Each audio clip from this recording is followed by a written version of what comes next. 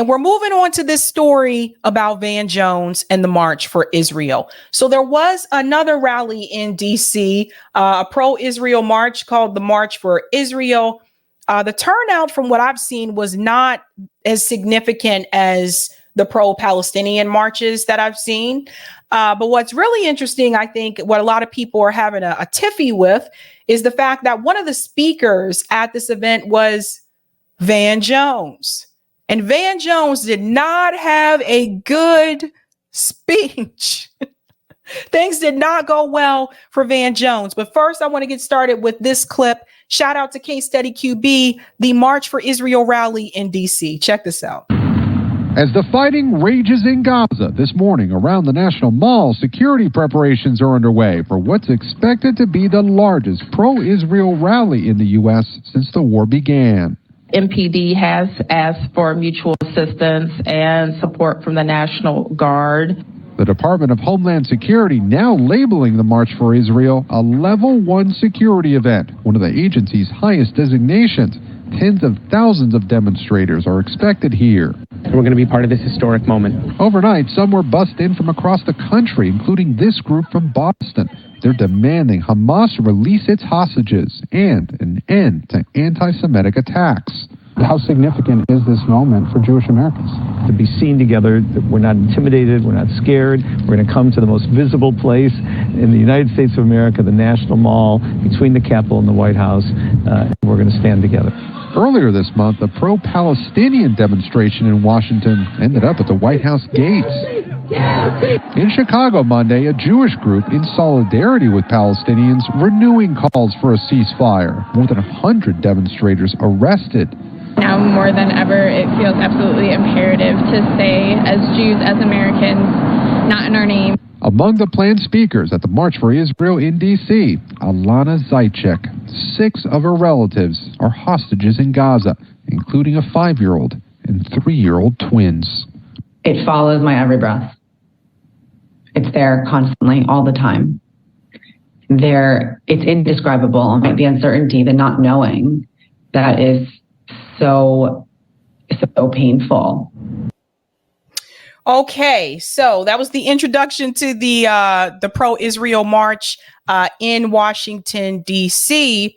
Now, something happened because apparently, before we get to Van Jones, apparently some of the buses decided not to show up. And so some of the bus drivers decided not to fulfill their job and support this rally, which is pretty interesting because when you think about it, you think about who are typically the bus drivers, it's usually Black guys, right? So that did happen. And I want you to listen to this. This is a doozy. It says, busing bigotry, hundreds of Jews stranded on tarmac at Dulles Airport en route to March for Israel rally. Listen to this. Hundreds of Zionists were stuck on the tarmac at the airport in Washington, D.C. So the bus drivers scheduled to transport the attendees from Detroit to the rally in support of Israel refused to drive them, leaving the passengers stranded and stuck on the tarmac. And then compounding the issue, the chartered flights, they literally have chartered flights. I just want to really emphasize that chartered flights that they had also did not pass the TSA screening. And so it even furthermore stranded them on the tarmac. So this is the supporters from Detroit. They were so eager to participate in the Israel rally, but they couldn't. They were stuck on the tarmac for hours. Hundreds of. Yeah, so that was really interesting because when she said they even had chartered flights, like the Answer Coalition rallies, they do have buses. So like there's buses that pick people up here in Boston that'll take you to DC. It's one thing to have buses. It's another thing to have buses and to also have chartered flights. Right. So that happened. But that's not the big thing a lot of people are discussing. They're discussing this speech by Van Jones. Now, first and foremost, I said to myself, why were you there in the first place? Why were you there? To me, this did not make any sense for Van Jones to speak at this rally. Well, apparently, the crowd was not too happy with some of the things that Van Jones had to say. And this was captured by Philip Lewis. Van Jones at the March for Israel. I'm a peace guy. I pray for peace. No more rockets from Gaza and no more bombs falling down on the people of Gaza. The crowd breaks out into a no ceasefire chant shortly after. You got to see this for yourself to believe it, folks. I'm a peace guy. I pray for peace. No more rockets from Gaza and no more bombs falling down on the people of Gaza. God protect the children. God protect children. Let's end all the horror and all the heartbreak in the Holy Land. Let's end all of it. Let's end all of it. But I'll be honest in closing. When I think about what's happening over there, I don't feel powerful to do something about what's happening over there. Let me pause. What they're chanting in the background is no ceasefire. Okay. I do feel powerful is to maybe do something about what's happening here. Let's take a stand here against anti-Jewish bigotry. Let's take a stand against Muslims. Let's take a stand here against hatred. So this part here, he does correct later on. I just want to highlight this part when he talks about the bigotry. Let's take a stand here against anti-Jewish bigotry. Let's take a stand against Muslims. Let's take a stand here against hatred. Let's take a stand here against hatred of all kinds. I don't want. Okay, so he apparently slipped up and said, take a stand here against Muslims. And apparently he did not mean to say that. So I do want to play this other clip as well. But you notice that they were booing him. They were chanting no ceasefire. And I don't know what Van Jones was expecting. That's why I said I don't understand why he was there in the first place. FBI says it's been unprecedented. 400% increase just in the past 3 weeks. If you don't know that, it's because your social media algorithm is not telling you that. And you might want to ask yourself why. But once you know, you cannot be silent. I don't want to be silent because the Jewish community stood with the civil rights movement. It stood with the civil rights movement. Now, this was earlier, and I want to add something here. I remember, you want to talk about the civil rights movement, the Palestinian people stood with Nelson Mandela.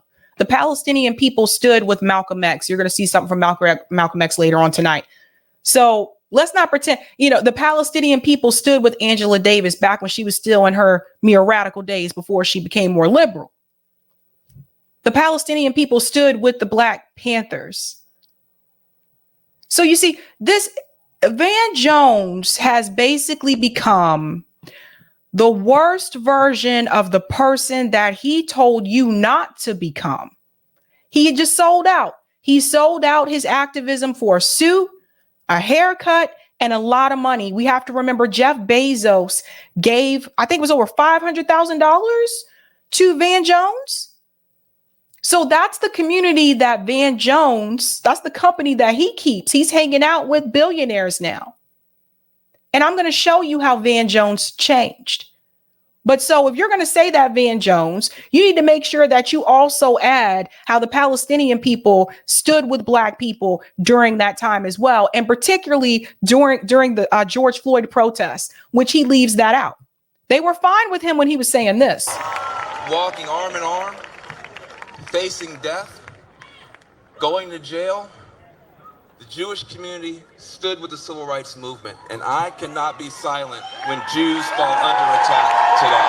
I just can't do it. And that's why I'm here. And that's why I'm here. He's become such a sellout because I want to show you who Van Jones used to be. But first, he's going to correct what he said before. So I told you he's saying that he misspoke.